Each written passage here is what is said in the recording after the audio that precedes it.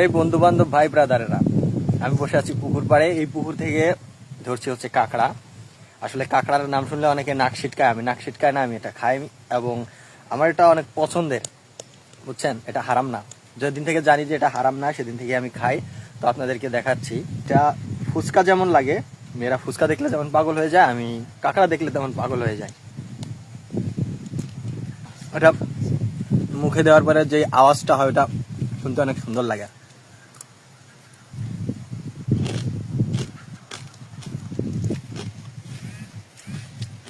মানে ভাষায় প্রকাশ করার মতো না যে এত মজা লাগে।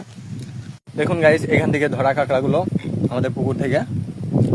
আর এই যে এরা সবাই মিলে ধরেছে, রান্না করেছে আমার সাথে, আমরা সবাই মিলে একসাথে খাচ্ছি। এই যে দেখুন গাইস, এত মজাদার, এত সুস্বাদু, যে একবার খাবে সে পাগল হয়ে যাবে। পাগল হবে মানে সোজা